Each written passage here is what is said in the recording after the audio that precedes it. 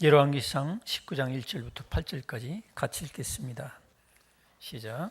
아합이 엘리야가 행한 모든 일과 그가 어떻게 모든 선지자를 칼로 죽였는지를 이세벨에게 말하니 이세벨이 사신을 엘리야에게 보내어 이르되 내가 내일 이맘때에는 반드시 네 생명을 저 사람들 중에 한 사람의 생명과 같게 하리라.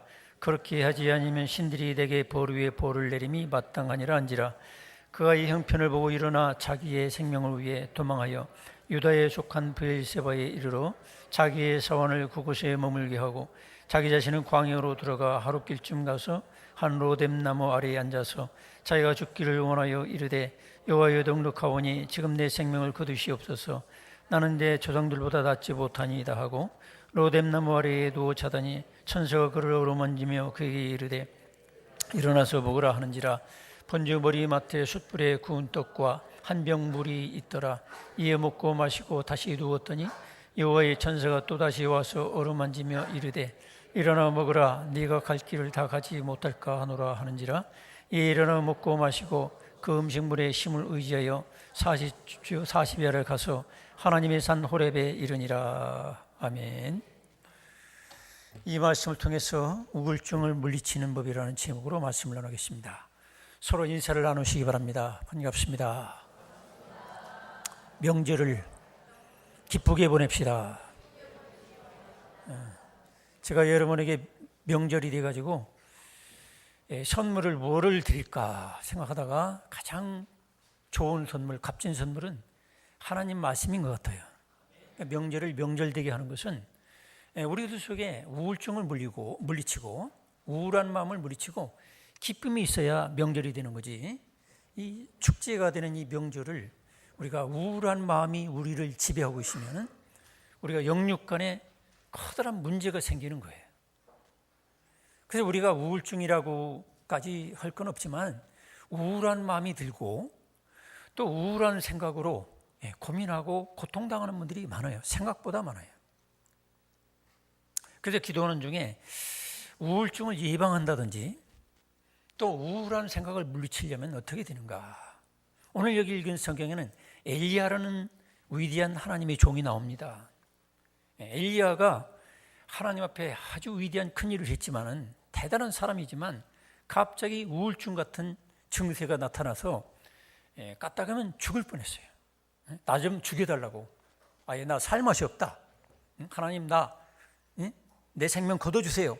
막 이런 정도까지 되었어요. 우리가 보통 우울증이라는 게 도대체 무엇인가? 자세한 학적인 얘기는 못하겠고 세계보건기구에서 우울증 진단하는 방법이 10가지가 있더라고요. 한번 여러분이 이 10가지 세계보건기구라니까 좀 권위가 있죠, 그죠? 여러분들이 한번 생각을 해보세요. 내가 우울증 비슷한 단계가 되고 있는가? 첫째로는 우울증 진단의 첫째 기준은 우울한 기분이 오래 가는 거예요. 우울한 생각, 우울한 기분이 오래 갑니다. 두 번째로는 모든 일에 별로 흥미가 없어져요. 즐거움이 없어져요. 세 번째로는 피로감이 몰려오고 기억력이 감퇴가 돼요. 깜빡깜빡 잊어버려요. 그 다음에는 집중력이 감소됩니다. 뭐 한 가지 집중을 못해요. 다섯 번째로는 자존감이나 자신감이 없어져요. 여섯 번째로는 죄의식, 나는 쓸모없는 인간이구나. 자꾸 이런 생각이 들어요. 일곱 번째는 미래가 내 앞길이 비관적이에요. 여덟 번째는 자해를 한다든지 자살하고 싶은 생각이 들어요. 아홉 번째는 수면 장애가 옵니다. 정상적으로 자고 일어나야 되는데 자꾸 깨지고 잠이 잘 안 와. 잠자는 것 때문에 문제가 있어요. 열 번째로는 식욕이 감퇴됩니다. 물론 거꾸로 밥을 더 많이 먹는 사람도 있겠지만 이런 10가지 진단을 보면은 저도 여기에 몇 가지는 포함이 되는 것 같아요. 잠을 자면은 2시에 일어나고 3시에 일어나고 오늘 또 한 2시 정도 일어났어요. 그러니까 우리가 이 우울한 생각이나 우울증과 무관한 사람은 거의 없다고 보면 돼요. 그래서 우리들은 어떻게 하면 이 우울한 생각, 우울 모드에 사로잡히지 않고 하나님께서 기뻐하는 대로 하나님의 뜻은 무엇입니까? 항상 기뻐라예요. 항상 기뻐해야 되는데 우울한 생각이 자꾸 들고 우울증 환자같이 내가 자꾸 무력하게 되고 자꾸 살맛이 없어지고 말이야. 그렇단 말이에요. 그래서 우리들은 이 우울증을 물리쳐야 되는데 보통 우울증을 마음의 감기라고 그러죠. 여러분, 감기라는 것은 건강한 사람도 들리는 거예요. 오늘 또 30대 된 젊은 신자가 누구라 얘기 안 하겠지만 일주일 내내 감기로 고생했다는 거예요. 아니 30 먹은 애가 무슨 우울 감기 걸려도 고생해. 여기 70, 80, 90 먹으신 노인들도 끄떡없이 감기 안 걸리는데, 그러니까 우울증이라는 것도 강하다고 해서 안 걸리는 게 아니에요. 강한 사람도 걸려요. 믿음이 없는 사람만 또 우울증 걸리는 게 아니에요. 엘리야 보세요. 여기 엘리야는 참 믿음이 대단한 사람이었어요. 하늘 문을 열기도 하고 닫기도 하고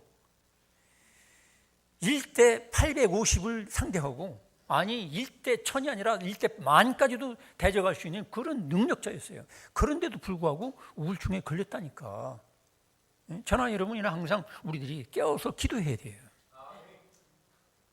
그러니까 여러분들이 이 앞에 있는 황 목사도 어느 날 우울증 걸렸다. 그럼 여러분들이 어떻게 하겠어요? 아니 목사님 같은 분이 무슨 우울증 걸리느냐고. 그런데 그럴 수가 있어요, 여러분. 우리 교단에 어떤 목사님이 우울증에 걸려서 하도 아내가 바가지를 긁었어요.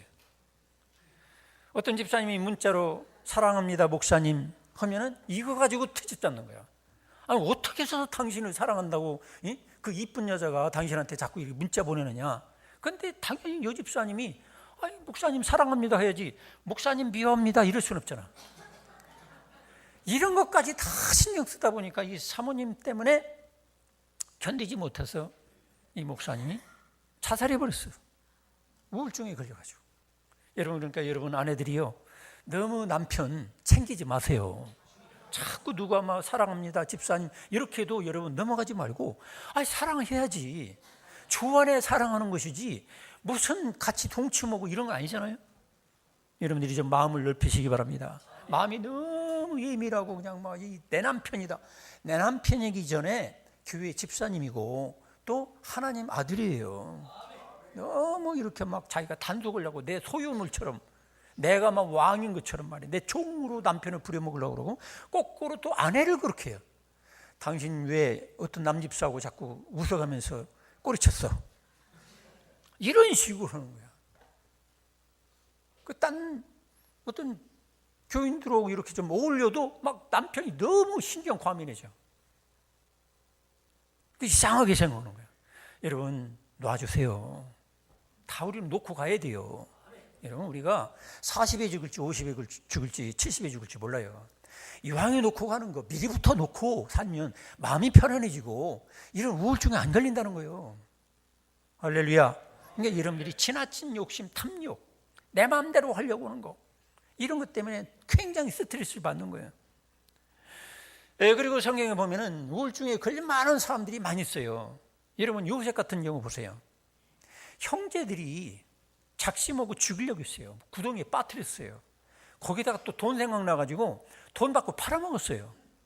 보통 사람 같으면 우울증 걸려서 자살했죠. 거기다가 또 하나님 말씀대로 산다고 주인 마님께서 동침하자고 할 때 막 뿌리쳤더니 거꾸로 성폭행하려고 덤벼들어서 그랬다고 막 주인에게 얘기해가지고 감옥살이를 몇 년 했다니까. 보통 사람 같으면 우울증에 걸렸죠. 그런데 요셉은 우울증에 안 걸렸어요. 여러분들이 어떤 사람은 난 억울한 일을 만나서 내가 너무 이 가족들한테 미움받아서 나 우울증에 걸린다. 그건 다 핑계죠. 욥을 보세요. 욥은요 아들 하나 죽은 게 아니라니까. 딸 하나 죽은 게 아니라니까. 10 아들 딸이 하루 새에 동시에 그야말로 하늘에 저주받아 죽은 것처럼 벼락쳐가지고 태풍에 의해서 다 죽었어요 한꺼번에. 그런데도 우울증 안 걸렸다니까요. 거기다가 재물도 잃어버리고 자식도 다 죽고 그런데 몸 하나밖에 없는데 이 몸도 우리로 말하면 악창, 아주 악성 피부병, 문득병 같은 병에 걸려서 기와 조각으로 병도 못 가고 득득 긁으면서 사는 지나가는 개가 와서 고름을 빨아먹는 그런 비참한 상태에 있었지만 욥은 우울한 물든 생각과 마음도 많이 들었지요. 결국엔 욥은 이 우울증을 통해서 더 하나님께 가까이 나가고 영적 세계가 새롭게 열리게 되고 영육간의 복을 받았습니다. 할렐루야. 여러분들이 우울증 걸릴 수도 있다는 것, 또 우울증 걸렸지만 이걸 통해서 더 위대한 하나님 뜻을 이룰 수 있다는 것 믿으시기 바랍니다. 두려워하지 마세요. 여러분 다윗도 그래요. 다윗도 자기가 목숨 바쳐가지고 지켜준 자기의 상전 왕이 자기를 죽이려고 하는 거야. 시기 질투에서. 그것도 한두 번이 아니야. 수천 수만 명을 풀어가지고 자기를 죽이려고 하는 거야. 장인어른이. 그러다 나중에 압살롬이라는 이 아들놈이, 압살롬이라는 이 아들이 자기를 반역해서 신하들을 데리고 쫓아다니는 거예요. 보통 사람 같으면 우울증 걸려서 자살했을 거예요. 그런데 다윗은 그렇지 않았어요. 바울도 마찬가지예요. 바울도 성령 충만 받고 삼층천까지 체험하고 그랬는데 너무너무 복음을 전도하다 보니까 막 미워하는 사람 많고 어떤 사람들은 수십 명이 떼져가지고 사도 바울을 죽이기 전에 밥도 먹지 말자 하면서 쫓아다니는 거예요. 그러니까 너무 힘들어. 그래서 나중에는 어떻게 됐어요? 살 소망까지 끊어질 정도였어요. 우울증 걸려서 자살 직전이었어요. 그런데도 위대한 사도가 됐습니다. 할렐루야. 저도 그래요. 저도 감히 그분들하고 비교하기는 좀 뭐지만은 저는 초등학교 때부터 우울증 증세가 왔어요. 하늘을 쳐다보지 못했어요. 맨날 땅만 쳐다봤어요. 내 인생은 캄캄한 것 같아요. 그 남들이 웃으면 저 미쳤나 왜 웃지? 참 무게도 없고 가치도 없는 인생을 살으니까 저렇게 가볍게 웃는구나. 절대로 옆에 사람이 웃어도 저는 한 번도 별로 웃지도 않았어요. 이제 중학교 시절 정도 되니까 이제 머리 깎고 산으로 가서 나 혼자 뭔가 도닥다 죽여야 되겠다. 이 생각까지 했어요.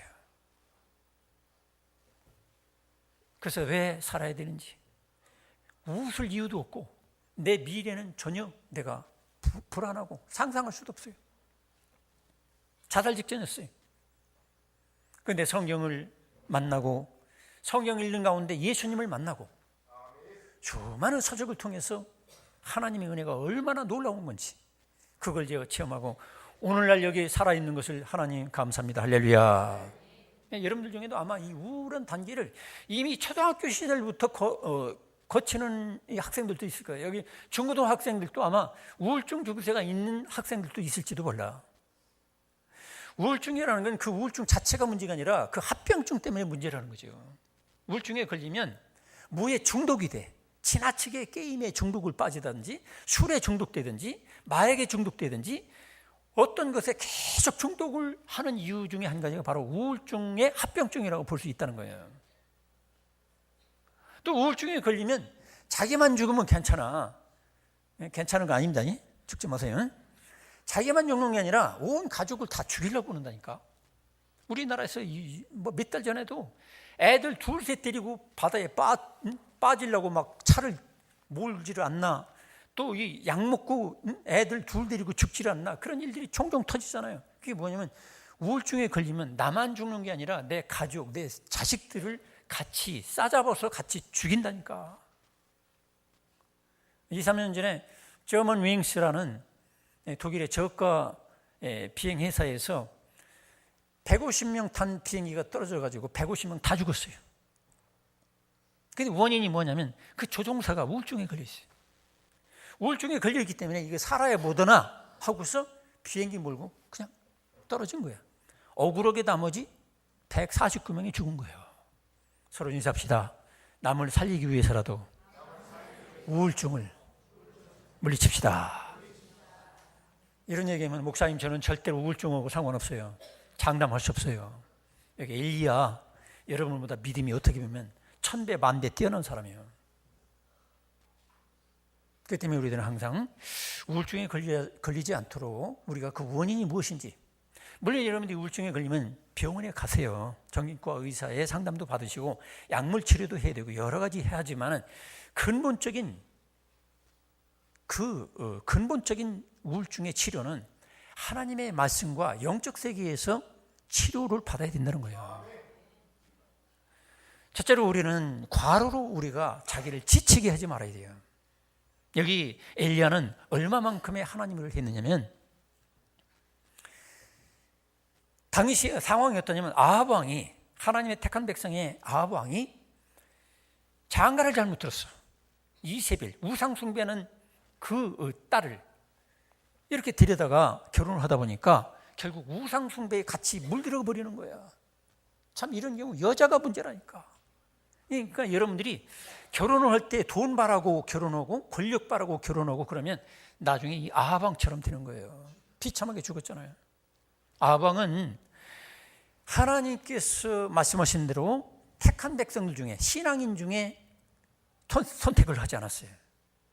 정략결혼 비슷하게 이세벨 우상 숭배하는 민족의 그 여자를 데리고, 아마 몸매가 날씬하고 이뻤겠죠. 근데 여러분, 몸매 날씬해도 여러분 어때요? 평생 날씬합니까? 아니, 그렇잖아요. 얼굴이 이쁘면 평생 이쁩니까? 살아봐요. 40, 50 되면 거기서 거기에요. 60 이상 되면 미녀, 추녀 이거 상관없어요. 건강한 게 최고예요. 그렇기 때문에 여기 아합 왕은 결국엔 결혼을 잘못한 것부터 문제가 생긴 거예요. 그래서 부인이 자꾸 자기 고향에 나를 좀 생각해봐라. 왜 하나님만 섬기느냐? 우리 민족이 섬기는 그 신을 섬기자. 막 이렇게 유혹을 해서 결국에는 아합 왕까지도 여기 물들어서 하나님의 택한 종들과 백성들을 막 죽이고 핍박을 하는 거야. 여기에 대해서 이 엘리야가 사명감을 가지고 하나님을 사랑하고 하나님 섬기도록 하기 위해서 이 왕이 이렇게 타락하고 변질되는데 내가 어떻게든 돌이켜야 되겠다. 사명감을 가지고, 대단하죠? 그래서 선포를 했어요. 앞으로 3년 6개월 동안 이 우상 숭배하고 하나님을 떠난 이 백성들, 이 나라에 3년 6개월 동안 비가 내리지 않을 것이다. 딱 예언했어요. 근데 실제로 비가 안 왔어요. 대단하죠, 그죠? 그 다음에 또 우상 숭배하는 선지자들, 우리로 말하면 무슨 종교의 지도자들을 850명과 대결했어요. 뭐라고 대결했느냐면, 자, 이 세계 만물을 창조하시고 실제로 이 세상을 주관하시는 참 하나님, 참 신이 어떤 신인지 대결하자.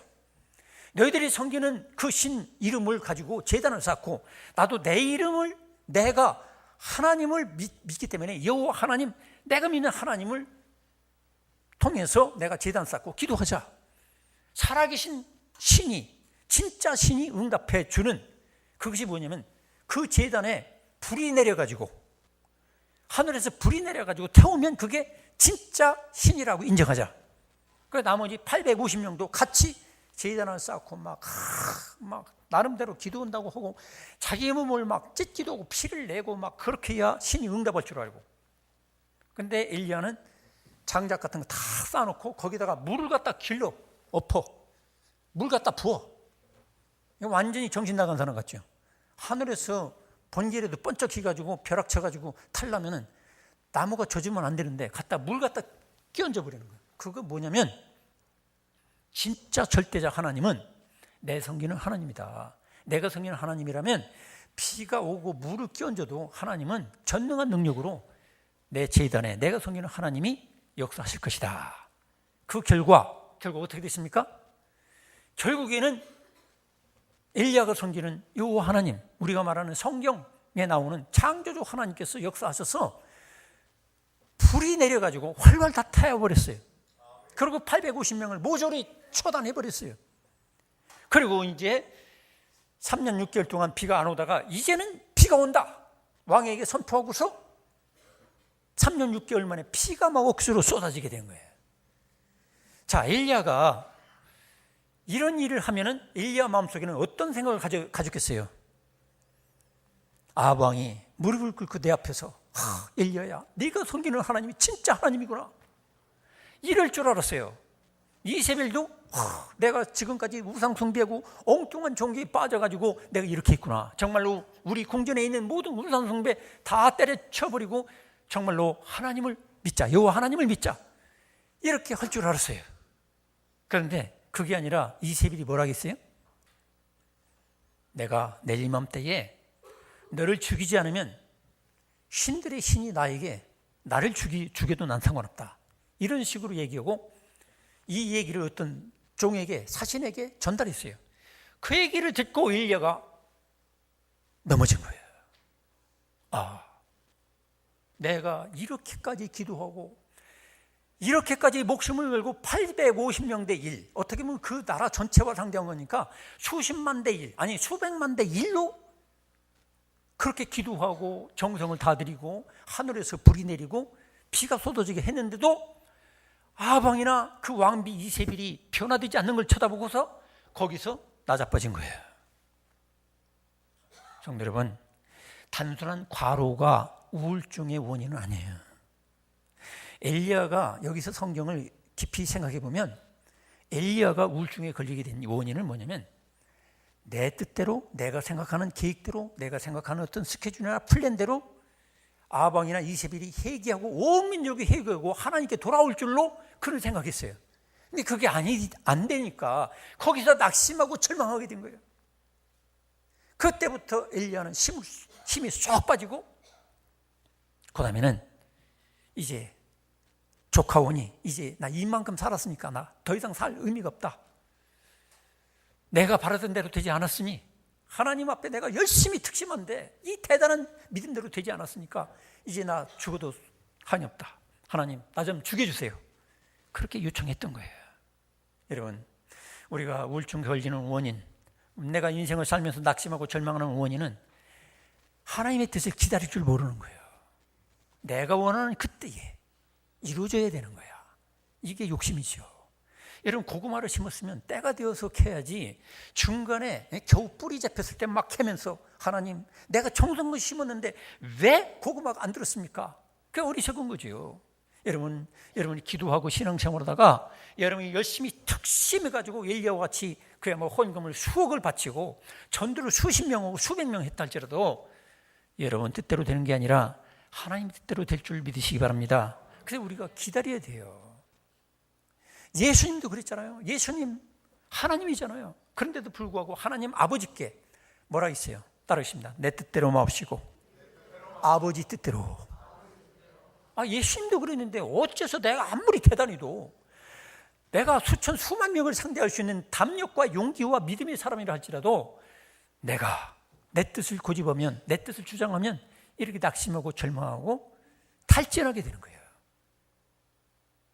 그때부터 우울증이 오게 되는 거예요. 여러분 뜻대로 안 되는 거 하나님께 맡기시기 바랍니다. 엘리야는 대단한 사람인 건 사실이에요. 그렇지만은 그렇게 선하고 의롭고 대단했지만 그러나 항상 자기 뜻이 있었어요. 여러분, 하나님 앞엔 내 뜻을 버려야 돼요. 그게 대단히 선하고 의로운 것 같아도 엘리야와 같이 대단하고 선하고 의로운 뜻 아닙니까? 민족을 구원하겠다는 거, 민족을 회개케 하겠다는 거 대단하죠. 그런데도 하나님께서 원하시는 건 그게 아니었어요. 하나님의 은혜는 아무나 주는 게 아니에요. 아합이나 이세벨은 하나님 뜻 가운데 그들은 계속 너무 악독하기 때문에 하나님의 뜻은 비참하게 죽는 게 하나님의 작정이었어요. 여러분들이 생각해 보세요. 여러분의 기도가 응답이 안 돼서 그런 게 아니라니까. 기도하다가 낙심하는 분들, 하나님 앞에 봉사다 낙심하는 분들 있잖아요. 왜? 전도하다 낙심되고. 여러분, 가룟 유다가 왜 그렇게 비참하게 예수님을 팔아먹고 악독한 사람으로 살았습니까? 예수님의 설교가 현찮아서 그랬습니까? 예수님의 능력이 부족해서 그렇습니까? 아니, 그렇잖아요. 그러니까 여러분들도 낙심할 거 없어요. 저도 그래도 낙심하잖아요. 제 설교가 현찮아서 우리 교인들이 변화되지 않느냐? 아니, 그렇다는 거지. 망하려면 망하는 거예요. 왜? 진정한 회개를 모르니까. 아무리 설교를 잘해도 소용없어요. 가룟 유다도 예수님이 최고 설교 잘하잖아요. 어떻게 보면 예수님이 그렇게 설교해도 가룟 유다 그는 변화되지 않았어요. 그리고 악독하게 처신하다가 결국 비참하게 죽었잖아요. 그 때문에 성도 여러분, 여러분들도 그래요. 여러분 아들 딸들 믿음으로 살려고 그렇게 권면해도 말 안 듣지요. 그러면 여러분 어때요? 우울한 생각이 나죠. 응? 권사님, 그렇죠? 고개를 푹 받고 있는 분들은 수상한 분들이에요. 내 아들 딸 내가 아무리 권면해도 안 들어. 그럼 우울한 생각이 나. 소용없다. 내 기도도 소용없는가 보다. 걱정하지 마세요. 하나님께서 때가 있고 또 하나님의 작정한 게 있어요. 여기 엘리야도 그렇잖아요. 자기가 성급하게 자기 뜻대로 자기가 원하는 때에 이 백성들이 회개할 줄 알았어요. 근데 안 되는 거야. 성도 여러분, 맡기시기 바랍니다. 내 남편 문제, 내 아내 문제, 내 자식 문제, 너무 이 무거운 짐을 자기 혼자 지고 있으면 결국에는 내가 쓰러지는 거야. 저는 어릴 때 초등학교 때부터 지게질을 많이 했어요. 제 키보다도 더 많은 나무를 해가지고 이렇게 오게 되는데 그 무거운 짐을 제가 계속 지고 있으면 어떻게 되겠어요? 쓰러집니다. 돌아가신 집 부친께서 집 앞에 거의 오면 몇백 미터 전방에라도 나오셔서 대신 쳐주면 제가 날아갈 것만 같아요. 여러분, 신앙생활 날아갈 것만 같아요. 이렇게 신앙생활 안 되는 게 왜 그래요? 내 아버지 되신 하나님, 나의 구원자 되신 내 짐을 대신 맡으시는 하나님, 예수님께서 대신 져주시는 것을 내가 맡기지 못하니까 내가 무거운 거예요. 마음이 무겁고 내가 우울해지고 그게 신경 써지는 거야. 그러니까 내 입에서 자꾸 바가지 긁는 소리가 나오고 원망하고 싸우고 다투고 그렇게 되는 거야. 그런다고 해서 뭐 변화됐어요? 맡기시기 바랍니다. 하나님의 전능한 능력의 역사면 단번에 되는 거예요. 돌아가신 제 모친께서는 제 부친이 술을 끊도록 제 어릴 때부터 맨날 바가지 긁었어요. 10년, 20년, 30년, 40년? 한 50년 긁었나? 그런데 아버지께는 술을 안 끊어요. 근데 어느 날 예수님 믿고 나중에 예수님 믿으니까 끊지 말라고도 저절로 끊어요. 제 형님도요, 술 고래했어요. 술 먹고 열차간 같은 데서 낭패 부리고 싸우고 이런 일도 많이 했어요. 어느 날 예수님 믿고 교회 나와가지고 술 먹으니까 얼굴이 갑자기 빨개지고 막 심장이 두근거 그러니까 아이고 이러다 죽겠다. 술 저절로 끊었어요. 할렐루야. 하나님이 역사하실 것 같으면요, 바가지 30년, 50년 긁는 것보다도 하나님이 단번에 고칠 수도 있다니까? 이런 능력을 믿으시기 바랍니다. 이걸 못 믿고 그냥 내 인간적으로 뭘 해보려고 바가지 긁고 막 고민하고 막 소리질러 기도도 해보고 난리 법석을 피우는데 여러분 맡기시기 바랍니다. 네, 그거 다 지고 가려면 내가 쓰러져. 내가 병들어. 내가 병들으면 상대방도 손해요. 교회도 손해고. 그래서 믿음은 하나님께 맡기는 거예요. 내가 내 영혼한 영혼도 하나님께 맡겼는데 나머지 것을 어떻게 안 맡길 수 있겠어요?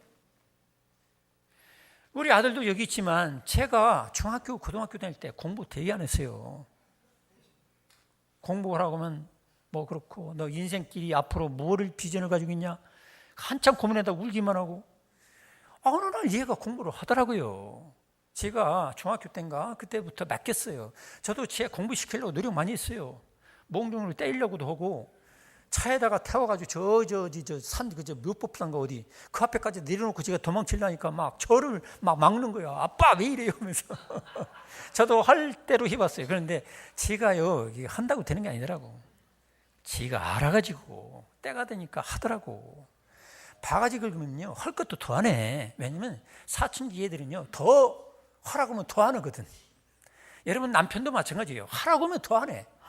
여보 기도해야지. 여보 기도해야지. 뭐 해야지.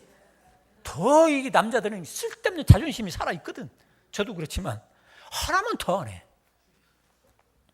여러분 맡기시기 바랍니다. 왜 내가 병들어야 돼? 내가 왜 우울증에 걸려서 죽어야 돼? 그럴 필요가 없어요. 하나님께 진실한 믿음을 가지고 맡기시고 기도하시기 바랍니다.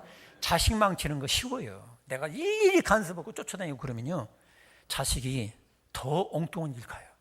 그 전에 야구 배트로 엄마를 때려 죽인 애가 있잖아요. 중학생이. 왜?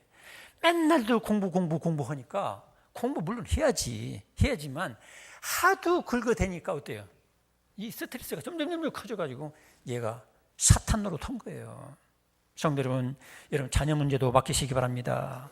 지나치게 하면 그게 자식을 죽이는 거고 내가 죽는 거야. 여러분 공부 잘한 애도요 풀릴 길이 얼마든지 있습니다. 되게 공부 잘하는 인간들 보세요. 되게 큰 도둑놈 되고 사기꾼 되고 나라에 역적되잖아요. 여러분 공부 잘하는 애들 보세요. 서울대 나오고 막 대단한 애들 보세요. 되게 큰 범죄인이 돼가지고 나라를 망치고 그런 애들도 많잖아요. 그렇다고 공부 못하라는 게 아니야. 우리 학생들은 열심히 하려고 해야 되겠죠. 학생의 본분이 뭐야? 공부지 뭐. 그러니까 하려고는 해도 부모님들은 너무 스트레스 주지 말고, 또 여러분들은 학생들은 이 공부를 즐거움으로 해야 돼. 이거 학창 시절도 금방 지나가요. 어제도 한 64, 5세 되신 분이 오셨어요. 제가 여기 부임할 때 30 중반이었잖아요. 35살 정도. 여러분 금방입니다. 청춘도 금방이고 중고등학교 시절도요 금방 지나갑니다. 그때 내가 하지 못하면 평생 공부 못해요, 여러분.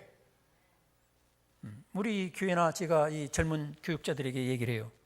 당신들 학교 다닐 때 열심히 해라. 신학대학 다닐 때, 대학원 다닐 때 열심히 안 하면 나중에 시간 있을 때 하겠지. 안 됩니다, 여러분. 젊을 때 못하면 그만큼 잃어버리는 거예요. 여러분 맡기시기 바랍니다. 두 번째로는 우리가 과로하지 않으려면 기도를 힘으로 생각을 바꿔야 돼. 보통 우리는 어때요? 기도하라고 하면 힘든데 막 소리 지르고 난리 피고 부르짖고 막 그러잖아요. 근데 여기 엘리야도 부르짖는 기도는 했어요. 왜냐하면 영적 전투로 그 악한 사탄 마귀들을 대적하려니까 얼마나 기도했겠어요. 막 고개를 무릎 꿇고 이 정강이 허벅지 속에 콕 박고서 얼마나 기도했겠어요. 하늘에서 불이 내릴 정도로 간절한 기도를 해야 되니까. 상대방은 막 자기들이 몸을 찢어가지고 피를 내고 막 난리 피니까 자기도 막 열심히 했겠죠. 근데 이런 기도만 있는 게 아니에요. 기도는 이런 부르짖는 기도도 있고 목숨 다해서 부르짖는 기도도 있지만, 기도는 원래 내 가장 사랑하는 애인 되시고 구원자 되시는 하나님과 속삭이는 거예요.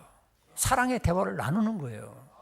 어떤 분들은 기도하라고 하면 힘들어 못하겠다. 물론 그럴 때도 물론 있지만, 항상 여러분 부부지간도 그렇잖아요. 부부지간도 어떤 때는 소리 질러서 내가 당신을 사랑합니다, 나에게 결혼해 주세요, 뭐 이런 프로포즈 큰 소리를 해야지. 모기 소리만 모기 소리 치면 내가 당신을 사랑합니다 이렇게 해서는 그건 안 되잖아요. 막 큰 소리로 해가지고 내가 말이야 태양이 없어도 살고 나는 당신한테 목숨을 바쳐서 내 끝까지 사랑할게, 막 청춘이 프로포즈할 땐 그럴 수도 있지요. 그런데 결혼하고 나서 맨날 큰 소리 치면 옆에 있는 부인이 기절해요.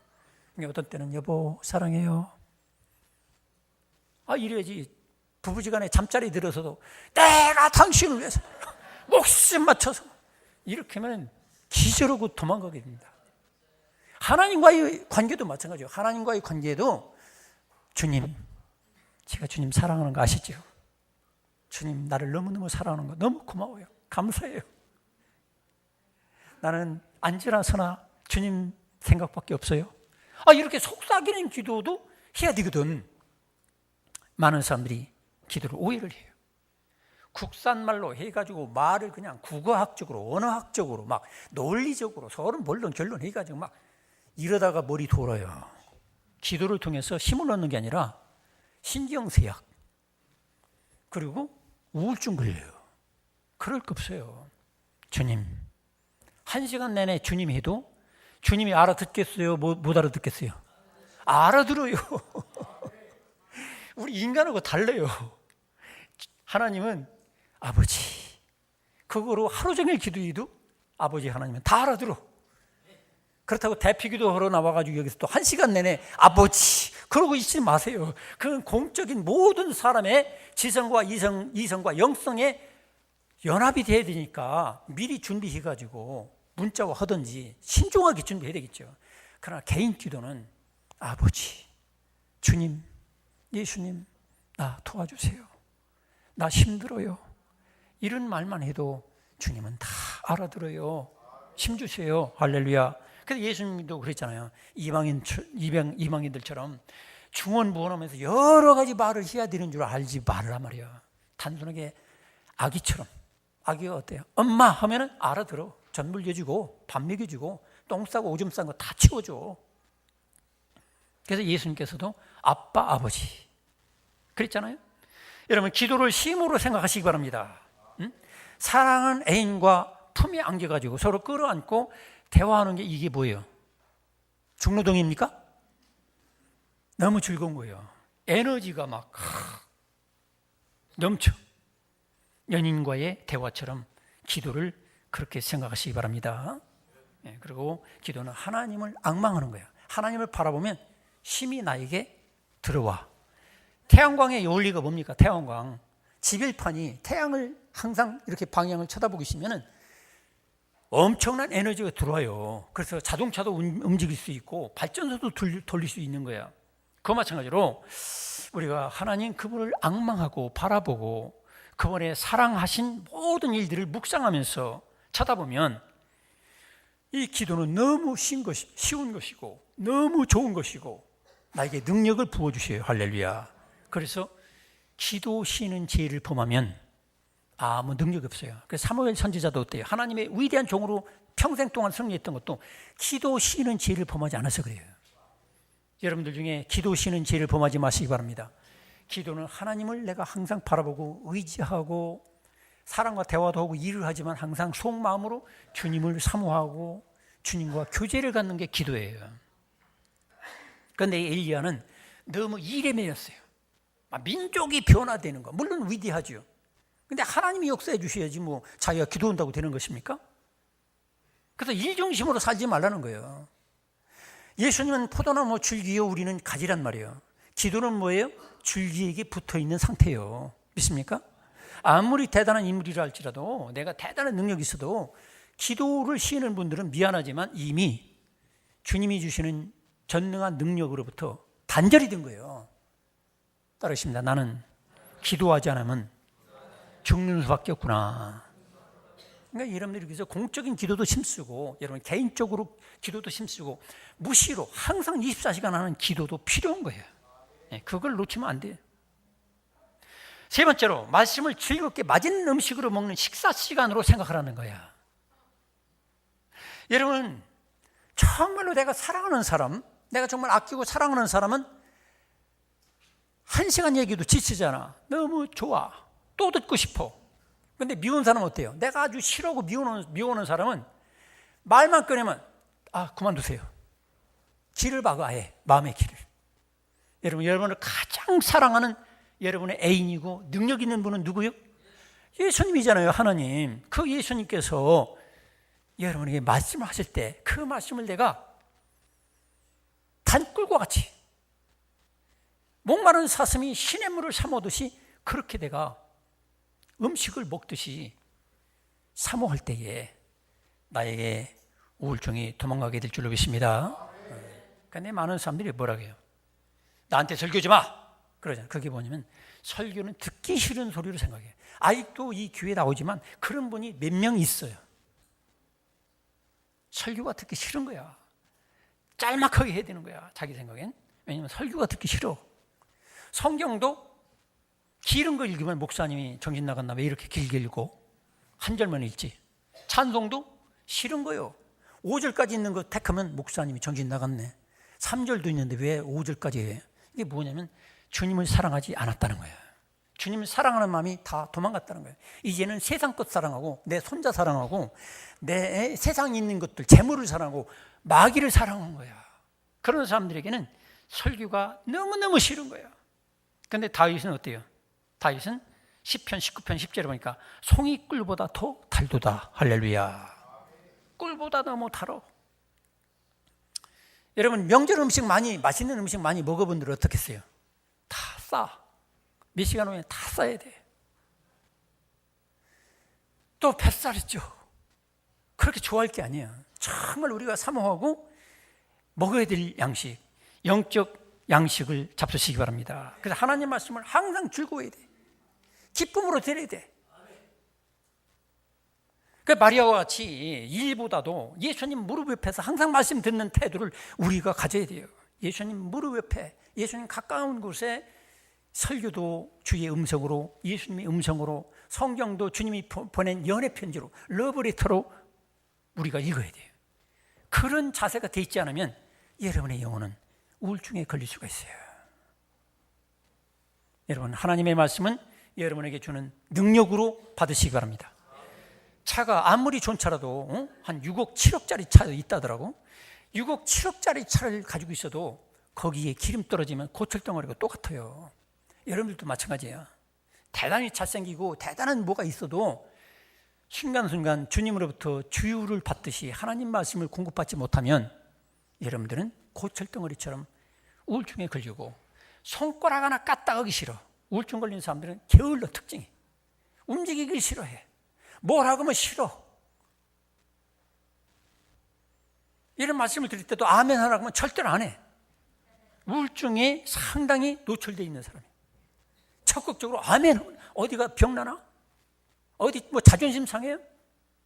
주님의 말씀이 울려 퍼질 때 아멘. 예. 요즘 교회도 안 다니는 노인들 목요일마다 우리 박미자 집사님과 이렇게 봉사를 하는데 교회를 안 다니는 분들도 아멘 하더라고. 식사기도 해주면. 그런데도 불구하고 또 아멘도 안 해. 이게 뭐냐면 내 입 아깝다는 거지. 마음으로만 하겠다. 이왕이면 마음으로도 오고 입으로도 오고 행동으로 오면 하나님이 더 기뻐하는데 온 마음과 정성을 다해서 주님 앞에 말씀을 받아들이길 축원합니다. 그 다음에 우리가 서로 동역과 분담을 해야 돼요. 과로하지 않으려면. 저는 우리 집사람 결혼한 직후부터 제 딴에는 우리 집사람을 강하고 탐대한 인물로 세우려고 가스통도 그 무거운 것도 다 다르라고 막 무거운 거 다 시켰어요. 근데 제가 철이 들고 난 다음부터 이 사람이 강하고 탐대한 군사로 훈련될 줄 알았더니 나중에 나이가 이제 50, 이제 60 먹으면서 뭐라고 하냐면 당신이 젊었을 때 나한테 무지막지하게 무거운 걸 들고 하라 그래가지고 지금 온몸이 문제가 생겼다는 거야. 그 얘기를 듣고 제가 마음에 충격을 먹었어요. 그 뒤부터는 무거운 거 있으면 지가 몽땅 다 가는 거예요. 그럼 우리 집사람이 왜 그러느냐고 나도 든다고. 속마음은 뭐예요? 내가 당신을 젊을 때 철 몰라가지고 강한 군사 가지고 훈련시키려고 했는데 결과적으로는 몸이 병들었다니까 팔도 문제가 있고 그렇다니까 내가 이제부터 철 들었으니까 내가 몽땅 다 무거운 건 내가 다 들겠다. 그 몇 달 됐어요. 한쪽에 양파자루 이만한 거 또 막 이걸 다 제가 한 번에 들다 보니까 지금 이 넷째 손가락에 문제가 생겼어요. 지금 이게 아시는 분 알려주세요. 지금 관절에 문제가 생겨서 지금 아파. 한 달 내내 아파. 뭔가 이 삐딱하게 잘못됐는지 몰라. 인대가 늘어났는지. 여러분, 분담할 건 분담해야지. 자기가 손가락이 분질러지고 인대가 늘어나고 이러면서 하면 살면서 고통스러울 거 아닙니까? 성도 여러분, 여러분들이 혼자 짐을 지려고 하지 말고 같이 나누시면 같이 나누시기 바랍니다. 어렵다면 어렵다고 얘기하고 괜히 만용을 부리고 저처럼 그냥 막 몽땅 짐을 지고 그러다가 허리 부러지고 손가락 나가고 그러면 더 문제가 생기는 거예요. 여러분 동역자가 되시기 바랍니다. 우리 주님께서 같이 멍에를 매주실 것을 믿으시기 바랍니다. 우리 예수님이 나의 동역자 되는데 주님께서 해결해 줄 것을 믿으시기 바랍니다. 그 다음에 우리가 이렇게 동역이 왜 그렇게 중요하냐. 두 다리로 이렇게 걸으면 될 거 가지고 한 다리로 깡총깡총 뛰면서 한 10리 저 산골 같은 데 갔다 오라 그러면 그 얼마나 그 거역이요. 두 다리로 분담해주고 걸어가면 얼마나 좋아. 성도 여러분들도 그래요. 기관이 있었든지 교회에 있었든지 내가 혼자 모든 걸 맡으려고 하지 마세요. 여러분 내려놓으시기 바랍니다. 딴 사람도 일을 기회를 줘야지. 내가 혼자 뭐를 맡았다 해서 죽을 때까지 그거 하려고 그래. 그러지 마세요. 딴 사람도 일을 기회를 줘야지. 그래야 자기도 살고 남도 사는 거야. 근데 내가 한번 뭐가 되면 이건 죽을 때까지 해야지. 그런 마음을 먹고 있으니까 목사도 벌벌 떨면서 저거 빼면 내가 저 교사를 임명 안 하면 또 나한테 유감물 갖고 찾아오겠지. 내가 무슨 기관장 시켰는데 주님의 이름으로 당에서 시켰는데 제가 그만하세요 하면은 또 뭐 자기를 그냥 막 공격하고 자기를 무시하는 줄 알고 그런 생각을 가지고 있으니까 또 목사는 겁나가지고 떼지도 못해. 결국 어떻게 돼요? 발전이 없어. 본인도 문제고. 여러분 기관장 여러분들도 그렇고 교회에서 무슨 중대한 책임을 맡았어도 당회에서 목사가 올해는 쉬세요. 몇 년 쉬세요. 그러면 할렐루야 감사합니다. 이런 수준이 되시기 바랍니다. 그렇지 않고 내 눈에 흙이 들어가도 내 정년이 때 70 먹을 때까지 내가 이거 할 거요. 내 자리 누가 뺐나 봐라 하면서 막 자리 뺏길까 봐 가지고 막 목사한테 명절에 뭐 사오고 뭐 이럴 필요는 없어요, 여러분. 자, 그 다음에 하나님의 말씀을 놓치고 대신 인간의 말을 들을 때 우울증이 오는 거예요. 여러분 엘리야를 보세요. 엘리야가 평소에는 하나님과 교제했는데 갑자기 이세벨이 던져준 인간의 말을 듣기 시작하면서부터 그 틈으로 사탄이 와가지고 우울증에 걸리도록 한 거예요. 여러분 항상 우리가 24시간 기도도 해야겠지만 여러분 속에 하나님의 말씀이 항상 기억나기를 축원합니다. 여러분 하나님이 눈에 보입니까? 손에 만져집니까? 하나님의 진리의 말씀이 곧 하나님으로 여러분에게 주어진 거예요. 그러니까 말씀을 까맣게 잊어버리고 사람 말만 자꾸 되씹어. 아무개 집사가 나한테 뭐라 했지? 아무개 권사가 나한테 자존심 상하는 말을 했지? 그 말만 자꾸 떠올리면서 신앙생활 해봤자 하나님 말씀이 없으니까 결국 어떻게 돼요? 우울증 걸리고 망하는 거예요. 껍데기는 집사요, 껍데기는 권사요. 근데 속에는 뭐예요? 인간의 말만 왕왕거리고 메아리치고 그게 자꾸 기억이 나. 하나님의 말씀이 메아리치고 항상 기억나기를 축원합니다. 엊그제도 제가 저 교육관 저쪽에 뚝에 이만한 뱀이 하나 나타났어. 그걸 가만 놔두면 성도들을 물을 것 같아가지고 제가 잡으려고 그랬더니 돌 사이 구멍으로 쏙 들어가고 말잖아. 뱀이라는 놈의 특징이 뭐냐면 구멍이나 틈만 있으면 무조건 들어가. 그게 살 길이니까. 여러분 사탄이라는 건 그래요. 여러분은 우울증 걸리게 하고 망하게 만들고 그런 사탄은 여러분 그 틈을 노리는 거야. 쏙 들어가요.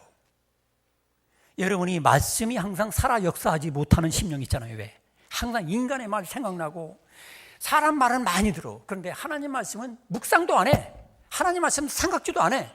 그런 분들은 그 틈으로 마귀가 들어가는 거예요. 여러분 정신 차리시길 축원합니다. 틈만 나면 마귀는 들어온다는 것. 조금 빈 틈만 있으면 들어간다는 것. 그거 여러분이 아셔야 돼요. 그 다음에 사랑하셔서 어루만지시고 필요를 공급해 주시고 회복시켜 주시는 주님의 손길을 여러분 체험해야 돼요. 여러분 이 엘리야가 쓰러져 넘어져 있어요. 나 죽여주세요. 그런데 천사가 나타나서 어루만져 주는 거예요. 슬슬 쓰다듬어주고 어루만져주고 사랑으로 터치해 주는 거예요. 그러면서 먹을 걸 주는 거죠. 그 손길이 오늘날도 여러분에게 역사할 줄로 믿으시기 바랍니다. 여러분이 기도하기 좀 힘들면 누워있어요. 누워있으면서 주님의 사랑을 생각하면서 묵상하세요. 그럼 주님께서 여러분에게 힘 주시면 일어나지 말라 해도 일어나요. 천사가 어루만져 줘요. 성령께서 여러분에게 어루만져 주고 또 여러분이 적절히 또 먹어야 돼. 적절히 쉬어야 돼. 쉼 나면 일어서게 되죠. 그러면서 여러분들은 여러분의 남편이나 아내의 천사의 사역을 해야 돼요. 천사의 사역이 뭐냐? 내 남편이 우울증 걸려가지고 낙심하고 있으면 살짝 어루만져 줘야 돼. 잠자리에 있으면 어루만져 주지 말고 자꾸 손도 어루만져. 내가 당신을 얼마나 사랑하는지, 당신 때문에 내 인생에 살맛이 납니다. 당신은 나의 든든한 버팀목이요, 울타리요, 나의 요새시요. 자꾸 이런 어루만져 주는 말을 해야 돼요. 여러분들 중에는 우리 남편 별 돈도 못 벌어온다. 여러분 죽어봐요. 남편 죽어버리면 돈이 문제가 아니라니까. 근데 과부된 분들 많이 만나잖아요. 그래도 있는 게 좋더라. 응? 있는 게 좋더라 말이야. 맨날 돈 못 벌어온다고 막 바가지 말고 그러면 정말 가버리면 어떻게 될 줄 알아요, 여러분? 여러분 자신 있어요 그렇게? 여러분 과부 좋아할 사람 별로 없어요. 어떤 장애자가 있어요. 얼그러지고 이그러지고 눈만 벌써 쳐다보니까 겁나는 사람이에요. 근데 과보고 결혼하라니까 막 덤벼들더래. 내가 그렇게밖에 안 보이느냐고. 내 총각인데 얼굴은 완전 이티같이 생겼는데도 지음하면 처녀 결혼한다는 거예요. 주어지 파악을 못하는 거지. 성도 여러분 있을 때 잘하시기 바랍니다. 어루만져 주세요. 그리고 남편들도 여러분 아내를 어루만져 줘야지. 여러분 사랑한다고 우리도 그래도 몇십 년 살았잖아. 그런데 자꾸 말끝마다 너는 왜 그렇게 머리가 두느냐? 너는 또 이 처갓댁에서 뭐 미천만원 끌어오지 못하냐? 너는 왜 그렇게 수완이 없냐? 맨날 여기 바가지만 긁으면 어떻게 되겠어요? 우울증 걸리지. 여러분 어루만져 주시기를 축원합니다. 천사 사역을 여러분이 하셔야 돼요. 아들도 그렇지, 애들도. 너 학교 다니느라고 피곤하지? 제가 엘리베이터 타는데 초등학교 1, 2학년밖에 안 되는데 너 교회 좀 나가볼래? 그러니까 피곤해요.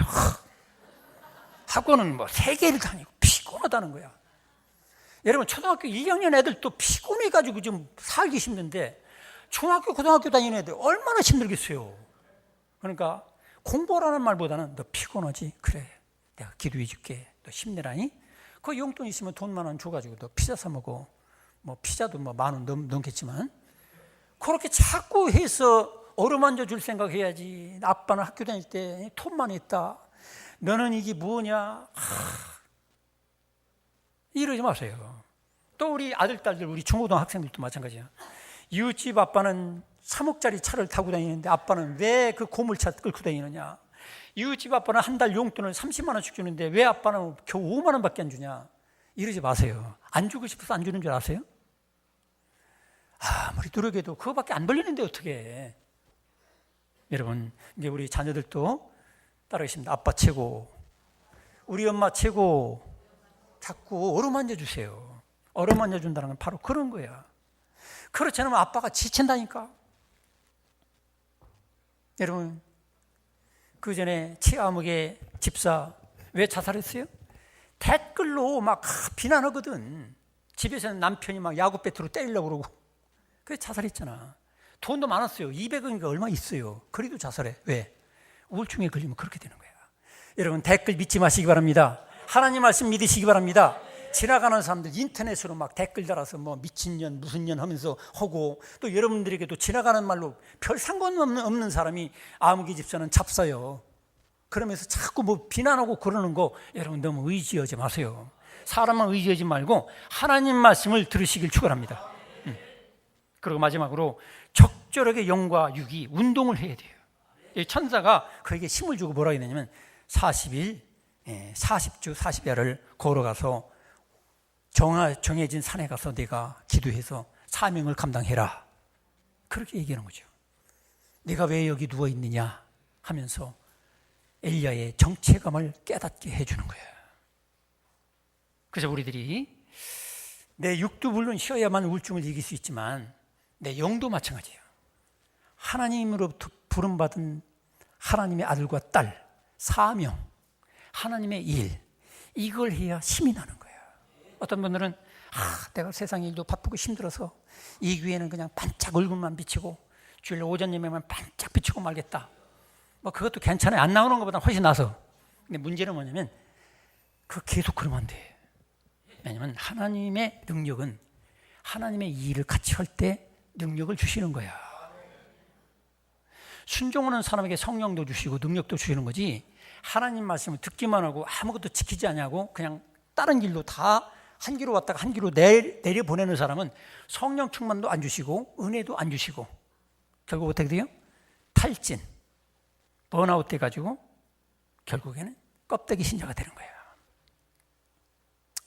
며칠 전에도 제가 어떤 분에게 제가 그랬어요. 몇십만 원 드리면서 제발 이거 먹고 힘 좀 차리라고 그랬더니 절대로 안 된다는 거예요. 왜냐하면 하나님의 일하는 게 나의 기쁨이라는 거예요. 하나님의 일 하도록 나에게 기회를 주는 것만 해도 너무 고맙다는 거야. 왜 내가 돈을 받고 하나님 일을 하느냐고. 난 절대로 받을 수가 없다는 거야. 그래서 제가 두둑한 봉투를 다시 호주머니에 넣었어요. 여러분, 하나님의 일은 내가 전혀 돈 받지 않냐고, 무슨 대가를 바라지 않고 순수하게 하나님을 내가 너무너무 사랑하기 때문에, 나를 죽기까지 사랑하시는 하나님 앞에 내가 하나님을 조금이라도 기쁘게 해드리고 하나님의 가족인 교우들에게 조금이라도 내가 유익된다면 내가 목숨 바쳐서 일하겠다, 이런 사명감을 가지고 지극히 작은 것이라도 여러분의 분수에 맞게 믿음의 분량대로 해야 돼요. 너무 과감한 일, 엄청난 일을 하면 안 돼요. 그걸 함으로 해서 그분에게 힘이 나고 에너지가 나오는 거예요. 살맛이 나는 거예요. 그것마저 안 하면 치매 걸리고 문제가 더 심각해지는 거예요. 그 교회의 특징이 뭐냐면, 주님의 교회는 일을 주고 너무 고맙고 감사해서 또 헌금도 하고, 그래가지고 복음이 전파되고 하나님 나라가 확장되는 거예요. 믿습니까?